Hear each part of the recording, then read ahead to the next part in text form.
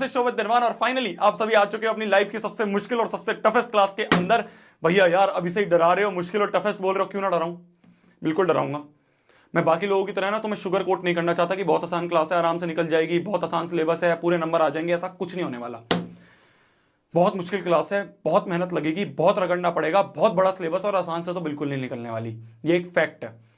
अब शायद तुम्हें वो शोभित भैया ना दिखें प्यारे से, अब मैं बात करूंगा फैक्ट्स के ऊपर, क्योंकि मैं नहीं चाहता कि तुम मेरी तरह मैं एक ऐसा बंदा हूं यार जिसकी 11वीं बर्बाद थी। उसने जब भी जेई क्लियर करा बहुत मशक्कत लगी, बहुत मेहनत लगी थी। मेरे को पता है कहां कहां पे किन गड्ढों पे तुम गिरोगे। वही गड्ढे, वही मिस्टेक्स मैं आज आप सभी के सामने लेके आया हूं और पूरे साल आपके सामने लाके रखूंगा, जिससे कि आप परेशान ना रहो।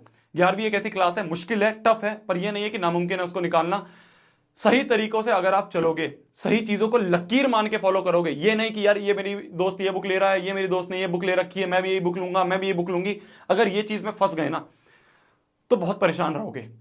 कुछ माइनर बेसिक चीजें अगर उसको तुमने फॉलो कर लिया ना तो तुम पूरी क्लास के 95% जनता से आगे होगे, क्योंकि 95% जनता ये भी नहीं कर रही होती। तो इसलिए थोड़ा सा रूड हो सकता है, थोड़ा सा मैं हार्श हो सकता हूं, पर कई बार रूड होना, कई बार हार्श होना आपके लिए सही है। क्या मेरी बात समझ में आ रही है? सबसे पहली चीज तो आगे आने वाली जितनी भी 11वीं 12वीं वाली वीडियोस होंगी वो हम इस चैनल पे ला रहे होंगे, तो आप इस चैनल पे जा सकते हो, नीचे मैं इसका डिस्क्रिप्शन में लिंक दे दूंगा। शुरुआत करते हैं। सबसे पहला ब्लंडर, हमने ये सोचा है भैया एक बार रिजल्ट आ जाए उसके बाद हम पढ़ाई करना शुरू करेंगे। ये सबसे बड़ी मिस्टेक है। मैं आपको अपना पर्सनल एक्सपीरियंस बताता हूं, देखो ध्यान से सुनना। हमारी जो कोचिंग क्लासेस थी ना, मैं कहीं पे भी किसी कोचिंग क्लास को प्रमोट नहीं करने वाला, मैं किसी के साथ नहीं जुड़ा हुआ हूं, मैं सिर्फ आपको फैक्ट्स रख रहा हूं जो मैंने खुद एक्सपीरियंस करे। तो ये मत सोचना मैं किसी कोचिंग को या कहीं पे प्रमोट कर रहा हूं, कुछ नहीं। मैं इंडिपेंडेंट बंदा हूं, मैं किसी के साथ नहीं जुड़ा हूं। अब बात करें हम, तो मेरी जो कोचिंग क्लास थी वो अप्रैल में शुरू हो गई थी। अप्रैल 4 या 5 से मेरी पहली क्लास थी और इनका टारगेट था कि ये दिसंबर एंड तक सब बैचेस का, जितने भी बैचेस होंगे सब बैचेस का दिसंबर एंड तक कोर्स कंप्लीट कर देंगे। तो इन्होंने क्या करा कि भाई शुरू में 2 क्लासेस रखी, कई बार बीच बीच में 3 क्लासेस होती, पर 2-3 क्लासेस अपनी चलती रहती थी। इस तरह से अपना चलता था दिन में, ठीक है, दिसंबर तक।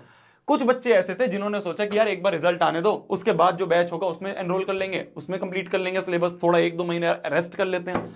तो बच्चों ने सोचा भाई मई जून में अपने जाके रिजल्ट आएगा, उसमें जाके अपना ज्वाइन कर लेंगे। तो मेरे कुछ ऐसे बैचमेट थे, मेरे कुछ ऐसे हॉस्टल में दोस्त थे जिन्होंने मई जून में आके बैच में एनरोल करा। पर भैया टारगेट उनका भी दिसंबर एंड ही था। तो इनके लिए क्या करा इन्होंने कि इनका सिलेबस कंप्लीट करवाने के लिए इनको भगाना शुरू कर दिया। इनके दिन में 3 क्लासेस, 4 क्लासेस, 5 क्लासेस, सुबह क्लास है, शाम को भी क्लास है। बहुत परेशान रहते ये बच्चे, मैं फैक्ट बता रहा हूं। ये हमारा ऐसा था कि हमने आराम से 2-2 3-3 क्लासेस में करके निपटा लिया, पर इनके में इन्होंने बहुत तेज भगाया था। तो इसलिए ये मत सोचो मेरी जान कि हम बाद में शुरू करेंगे। आप कोचिंग ले रहे हो नहीं ले रहे हो उससे फर्क नहीं पड़ता। फर्क इससे पड़ता है कि आप अभी से कंफर्ट जोन पे मत जाओ। हम अभी से कंफर्ट जोन में चले गए ना, 3-4 महीने 5-6 महीना हम ऐसे निकाल देंगे, फिर उसके बाद हमें याद आएगा कि यार 11th भी शुरू करनी थी, फिर हम बहुत परेशानी में रहेंगे। तो इसलिए अभी से शुरू कर दो, आज इसी मोमेंट से शुरू कर देना है। मल्टीपल ट्यूशंस लेना बहुत बड़ा ब्लंडर।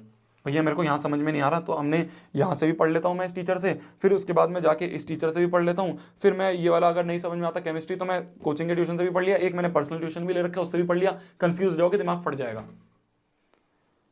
एक टीचर रखना एक सब्जेक्ट के लिए बस।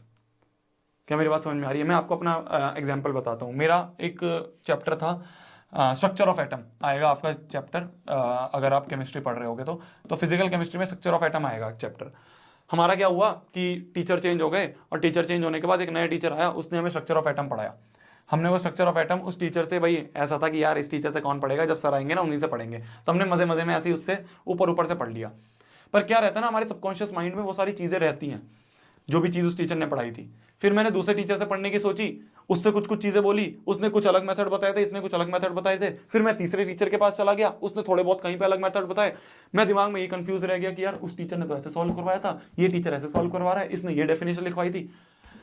सबसे बेकार ब्लंडर है ये। मेरे को कभी स्ट्रक्चर ऑफ एटम समझ में नहीं आया। 12वीं में जाके जब एंड का टाइम आया, जब थोड़ा थोड़ा मैंने ऊपर से देखा, तो इसलिए मेरी जान एक सब्जेक्ट के लिए एक ही टीचर रखना है। मल्टीपल टीचर्स पे नहीं भागना, मल्टीपल ट्यूशंस पे नहीं भागना, ठीक है? क्या मेरी बात समझ में आ रही है?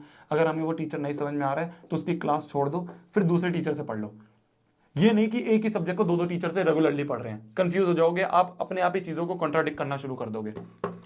फील समझ में आ गई होगी। अगले पॉइंट पे आते हैं, टेस्ट और डीपीपी को स्किप करना। जब आप किसी चीज को पढ़ लेते हो, 11वीं में मैंने क्या बोला कि आपका बहुत डिपेंडेंट रहो, सीख नहीं पाओगे मेरी जान। ये हो गई आपकी आखिरी टिप, ठीक है। सारी चीजें मैंने आपको जो जो मेरे दिमाग में आई थी वो बता दी हैं, बाकी मैं आपको टाइम टू टाइम बताता रहूंगा। आप इस चैनल पे आके जुड़ जाओ, सब चीज जो भी मेरे दिमाग में आएंगी, आपको जो भी प्रॉब्लम आएगी वो यहाँ पे इसका सॉल्यूशन मैं दे रहा हूँ। मुश्किल क्लास है, मुश्किल सिलेबस है, बड़ा सिलेबस है, पर नामुमकिन नहीं है करना मेरी जान।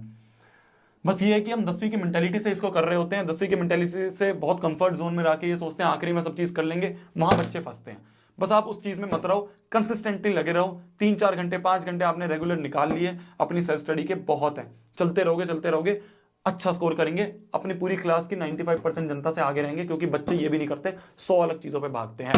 तब तक के लिए वही पढ़ना है, फोड़ना है, कहर मचा देना, आग लगा देनी है। बेस्ट ऑफ लक, ठीक है। जो भी तो आपको चीज चाहिए हो इस वीडियो के कमेंट सेक्शन में बताओ, मैं आपको इस चैनल पे लाके दे रहा हूँ। बाय, टेक केयर, मिलते हैं अगली वीडियो में। बाय, जाओ पढ़ लो, चलो बाय।